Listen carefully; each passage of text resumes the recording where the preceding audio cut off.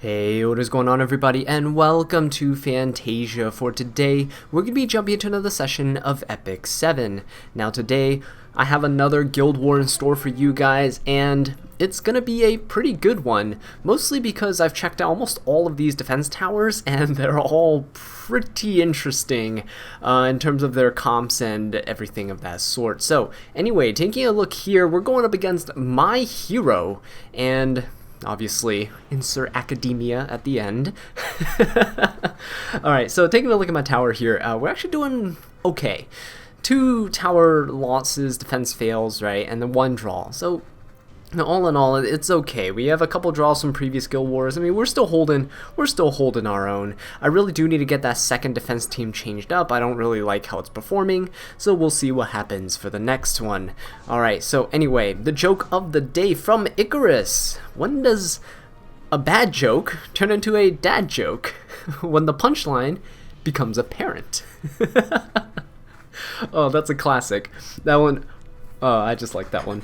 That's a classic. I use it on my students all the time. Whoosh, always goes above their heads. Alright, so anyway, if you hear lightning or thunder, that's because there's a huge storm raging outside, and I hope I don't lose power in the middle of recording. That would suck. Alright, so what we're doing today is we're going to be going after, let's see, there's a tower here. First one, oh, there we go. We're going up against Lathrop, alright, or Lathrop. So we're going up against Lathrop here. Seems like people have tried attacking this and struggled against it, so I'm probably going to struggle as well. So, bringing in the amazing Seaside Bellona against Kayron for like the upteenth time, and she is probably going to fail me yet again, but I'm going to do this anyway because why not, right? Now, here's the interesting thing here. I've never tried this before, but I'm going to go for it because why not? Typically what I do when I bring a Earth bait hero is I bring in someone like Falcon or Clury. But this time around I'm like, you know what? Let's try bringing Rowana. She is really, really tanky, but I've never really used her as a tank before. She's kind of just been that supporting, like, you know, passive healing role kind of unit. And although there's going to be a little bit here from Lilius proccing potential dual attacks, is going to proc dual attacks. I mean, we're going to get a little bit of healing, a little bit of stuff out of that, but I just want to see how she holds up on her own in terms of just holding off while Lilius and Seaside Bellona hopefully do their things. We're going to try and take care of Kayron first, obviously, and we will go from there. If Seaside Bellona can land her unbuffable on Kayron, that's going to be fantastic, but highly doubt that's going to happen. So, anyway, moving on into the second team here. Now, this is going to be something that's very interesting because Charles is a potential threat. He is always a threat. If he hits hard, we could potentially die. If he's tanky, we're going to take too long to kill him, we could potentially die. So, what we're doing here is we're bringing in Acades as a cleanser against Dizzy, but Acades is also going to ward off the attacks from Falcon or Clury and Charles, so that means I have to have 2 units that are going to be able to sustain hits. So I've recently rebuilt my Champion Zerato to be a little bit more bulky, traded a little bit of speed, a little bit of his attack and stuff, but he's going to be a great unit here to counter Dizzy as well, which is throw the debuffs back, and hopefully, you know, they hit the Charles, he's not an immunity and all that good stuff. I have my Champions around on Abyssal Crown, so hopefully I can proc some stuns there too. And Little Queen Charlotte is just going to be there for you know, potential nuke. Alright, so we're going to use her to try and take down Charles as soon as possible, and lots of thunder in the background. So, perfect time to this, just go ahead and jump right into this. So, Little Queen Charlotte's actually on Durandal for this one, just because I want to potentially abuse the Dizzy and her AoEs to push myself up a little bit. Alright, so Kayron's going to go hit Rowana for quite a bit of damage, actually, because he procced a greater attack. So, that is actually not that good for me. What I'm going to do here is probably just go straight in for the Kayron. I don't think there's anything else. Oh, very nice. Dual attack from the Seaside Bellona, that's what I'm looking for. I actually forgot to change the artifact on Seaside Bellona, so that's gonna suck for me. She's on Daydream Joker, I think, so rest in peace. Alright, that's okay though. Fallen Cecilia gonna go ahead and pop her S3. Rowana's gonna pop hers when it comes back to her turn, so that's gonna be that. We're gonna go ahead and actually pop our S3 here. What is it called? Lilius is going to use her S2, so I'm not worried about any incoming damage. Oh, this is very nice. The unbuffables on Kayron. Now, this is kind of bad because we're all really, really low, okay? And my Rowana still hasn't had her turn yet. Please don't get provoked. Alright, good.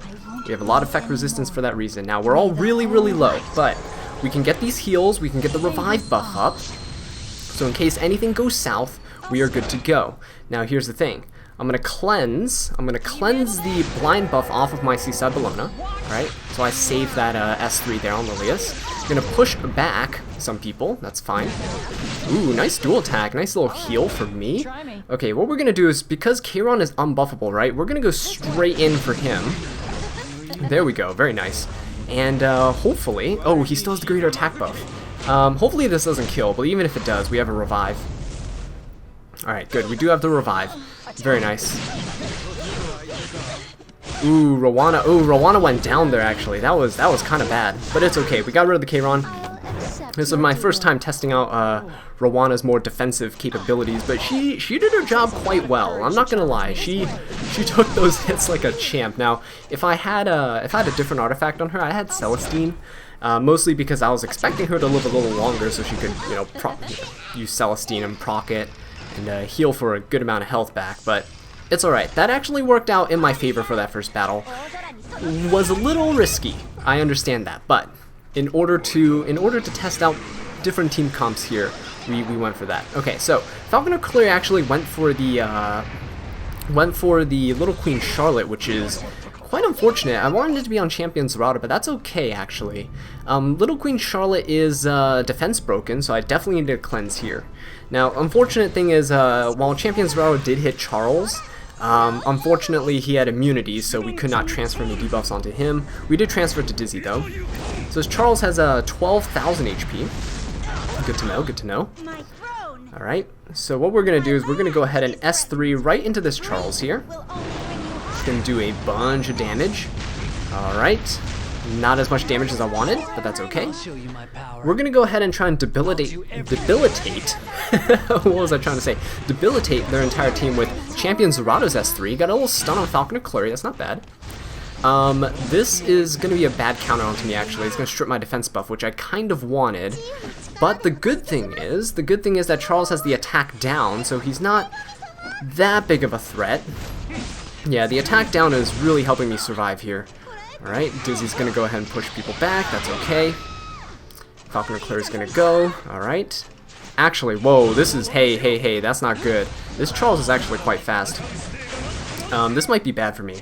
So what we need to do is we need to kill this Charles as soon as possible. Rest in peace, my Champion Zerato. But that is okay, that is okay. We were just testing him out. He did take quite a few hits, right? You saw that. He took quite a few hits. It was just, he's a little too slow. So I need to work on that for next time. A little too slow. He did get a stun on Falconer Clary, but not enough to really do enough for me. I'm going to focus the Dizzy here, mostly because she is going to be very annoying with her debuffs. But the other thing is, because Little Queen Charlotte's S1 always gives her immunity, this Dizzy can't really do much to me, which is kind of nice. Now, this Falconer Clary is obviously going to go for my Little Queen Charlotte, and actually, whoa. Look at all these debuffs about to come in. Well, what was that I just said about Dizzy not being able to do anything to me? Right. Okay. Oh, that's unfortunate. The Durandal actually messed up my turn rotation, so I want to go ahead and cleanse before my Charlotte got a turn, but that's okay. She did S1, got her immunity buff back up. That's okay. I wanted to hit Dizzy instead, but that's alright. We cleansed everything, so now we're just sitting on, I was going to say an effect resistance buff, but apparently that doesn't matter to Dizzy. But the immunity on Charlotte's always very nice. Alright, we're going to go ahead and soul burn her S3. Deal a lot of damage to Dizzy, actually get rid of her, very nice, and now we just, we clean up with Falconer Clary. So at this point, Falconer Clary cannot win. It's pretty much impossible for Falconer Clary to win, unless I just sit here and not do anything, which is actually not possible. Okay, so we're just gonna keep chipping away at her. There's no need to heal or anything like that. Every time Clary's gonna hit my, my Little Queen Charlotte, and every time she does, it's gonna boost up my combat readiness, and then, yeah, it's gonna be good for me. Now, the only reason I'm cleansing this is because I don't want the defense break on my Little Queen Charlotte. I know Falconer Clary is capable of looping quite a bit, and also because S3 is available. So we're going to do this. Now, Falconer Clary does have her passive healing from her S2, but she should not be able to keep up. She should not be able to keep up with the damage that's being put out here. Alright, so a little chop here. Very nice. She is, actually, she's healing for quite a bit. 2,000 HP a turn. Wow. Okay. Are you ready? Well, we have one more turn until our S2 comes up, so we should be good. And there we go. As long as she's not doing her S1, as long as she does her S3, we're actually in a pretty good position here. I'm gonna go ahead and cleanse, because again, I want control over my turn. Oh, there we go. Alright, and by control over my turn, I mean we're gonna S3 again. So, there we go. That should do it. Alright, so unfortunately we lost Rwana and Champion's Router here, but I don't really use them too often, so it's alright. We should be good for all subsequent battles here. And there we go. That was the first battle of this Guild War. Successful. We'll be back with the second one in just a second. Alright guys, welcome back to the second battle of this Guild War, going up against Salsh.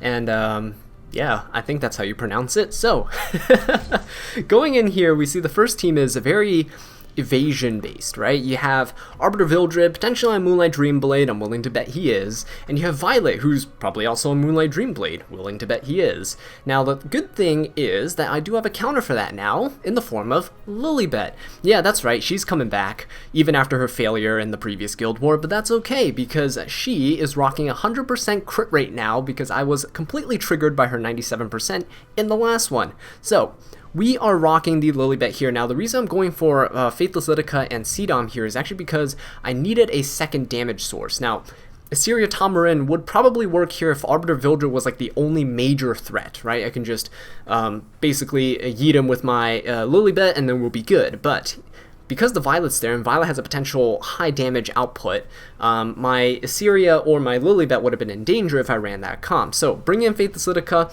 ensures that I go first. Seedom will nuke the Violet, or potentially just bring him down low enough that, you know, I don't have to worry about him. And Faithless Lidica can always reset his skills so that he doesn't use his apple and gain that extra evasion, and then Lilibet can just finish him off the next turn. Now, the second team is a very standard meta comp, so we're not too worried about that. Yuffie will just put in work and we will be good, right? So, let's go ahead and see how this works out. Hopefully Lilibet will pull through. Alright, we'll have to find out. So Lilibet's also running Portrait of the Saviors, just in case it's a tanky Arbiter Vildred, right? Okay, so Arbiter Vildred is actually on immunity. Okay, that's very interesting. So let's go ahead and do this. S2, gonna go ahead and strip. There we go, very nice. Doesn't look like anyone dodged there, so that's pretty good. Okay, gonna push everyone up. Gonna go ahead and soul burn into this Violet. Boom, he is gone, so one threat down. And then Lilibet going into the Arbiter Vildred. Now, Lilibet will not miss because Moonlight Dreamblade has a 20% chance to evade, but Lilibet's S3 has a 20% chance additional hit on it. So that means you basically cancel out the Moonlight Dreamblade and go for the kill. So, as you can see there, we've got Extinction going on. Arbiter Vildred cannot revive. So, very, very nice. Now, what people don't know is that Lilibet's actually quite tanky too. Lilibet has the same star sign, I believe, as Luna. Correct me if I'm wrong, but I think it is, at least from my memory, what I recall. So Luna is a very, very tanky warrior as well, and so is Lilibet.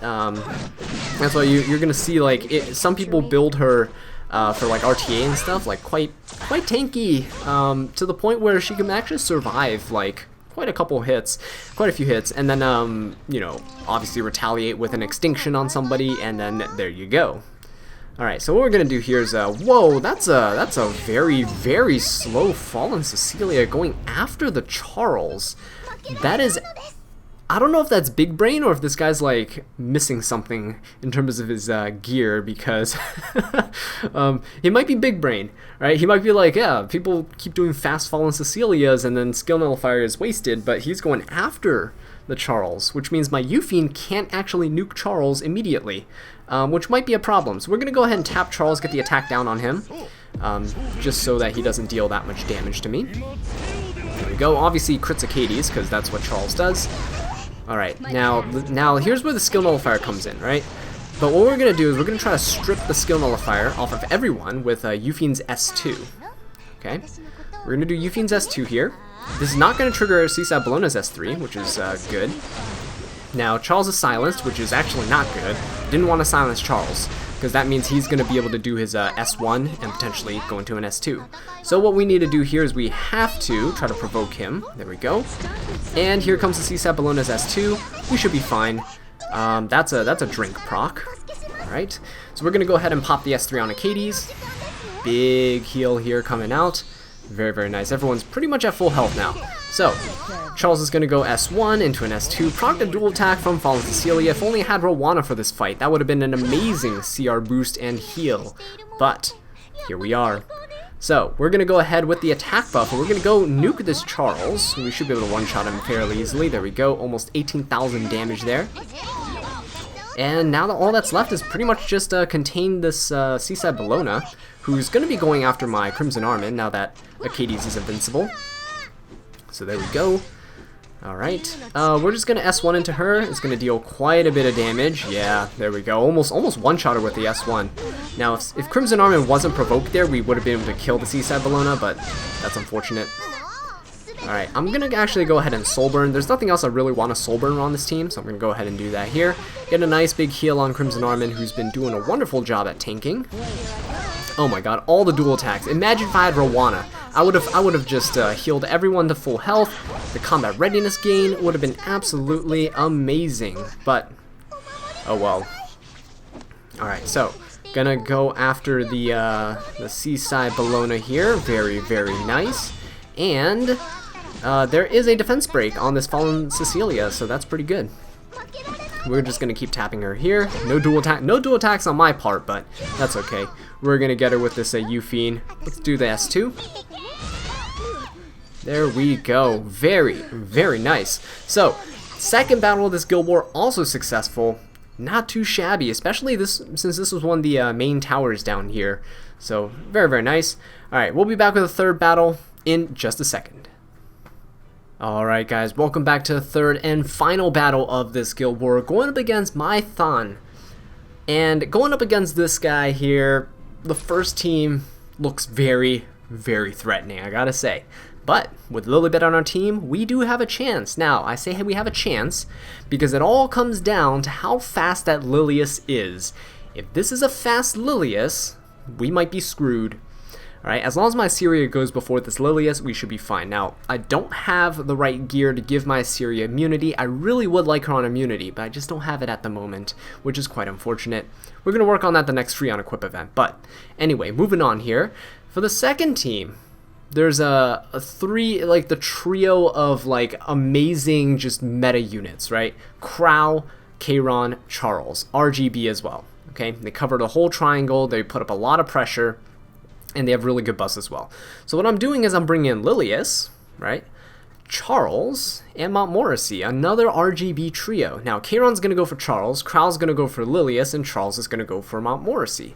So, hopefully, with that spread of damage, we should be able to keep up with the heals, right? I didn't want to bring Hades into this, because then, if I did, then their Charles is going to keep going after my Charles, which is not what I want. Alright, so, we're going to jump into this, see how it goes, and hopefully it all goes according to plan. Alright, so quick thing before we start. Montmorency has actually switched to Rod of Amaryllis, which is going to be very nice for helping her keep up the high damage potential coming out from the other team, instead of running what she usually does, which is Magaraha's Tome.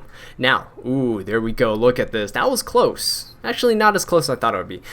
This is pretty close, but it's alright. We are looking good because Tamarin has immunity, so it doesn't matter if Lilius pushes back anybody. Okay, so what we're gonna do here is, well, I hope Tamarin ends up outspeeding, but we're gonna go ahead and reset my Tamarin. Alright, and we're gonna go ahead and actually here's the thing, I don't really want to use her S3 here, so I'm just gonna go ahead and poke this Arbiter Vildred. There we go. For a little bit of damage. Okay, now unfortunately Lilius is going to go and she's going to potentially push back my Lilibet, but that's okay if she does because Tamarin's going to go and she's going to push Lilibet to the front regardless, right? So there we go, get a full cleanse on no debuffs on our team, very nice, and pretty nice heal coming out here. Now, what you gotta note is that the Lilius is taking the attack of the ML when she's using her S3, so that's why there's so much damage that came out of her S3. She's built with a pretty decent crit damage, probably, so she's gonna be a pretty big threat, actually. What we're gonna do is we're gonna go and extinct the Arbiter Vildred here. Boom, boom, bye bye. All right, and there he goes, down for the count. So the reason actually, I could have. Oh, that's actually pretty good dual attack. What I could have done here is I could have tried stripping the ammo Ken, but looks like Tamarin is triggering the ammo Ken there. That's not good. Alright, so Ken's gonna go S3, that's okay. It's not gonna kill us. But what is very troubling here is the fact that Lilius is gonna be going, and well, actually, she's gonna go for Assyria, isn't she? That is not good. That is not good at all. Alright, let's hope that this S2 lands. Nope, it missed. Alright, I went for the S2 because I was hoping that it would hit, but nope, it did not. Alright. So what I'm going to have to do here is I'm going to have to go ahead and try to use my S3 here. Hopefully it doesn't crit, okay? If it does, well, Assyria is going to die anyway. But hopefully it doesn't. Okay, there we go. Didn't crit. Now, it's a good thing that it didn't crit. Ooh, please don't kill with this counter. Okay, very nice. Lily's is going to go for the Assyria. She is definitely going to die. Alright, but that's okay, because what we're doing is we're going to boost up the Lilibet. Alright, ooh, there's actually no defense break on this MO Ken. That is pretty bad, actually. That is pretty bad. Okay. We actually really banked on that, Ooh, that really sucks. Okay, so unfortunately we lost the Lilibet there. You know, I'm just there's no point in saving this. Okay, so here's what happened, right? There's no defense break on the ML Ken, which I really needed in order for Lilibet to do her thing. Okay, to basically nuke down the ML Ken. So because he didn't have the defense break, I had to go for Lilius instead. Turns out, God, Assyria probably needs a little bit of a tweak. I mean, she is rocking about 110, 115 effectiveness, but anyway, whatever. We'll take this loss. It's all right. All right, so we'll just move on to the next round.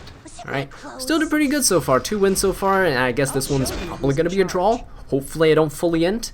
Right, fingers crossed. Okay, so this is a pretty fast Crow. Oh, actually, that's a pretty fast Charles too.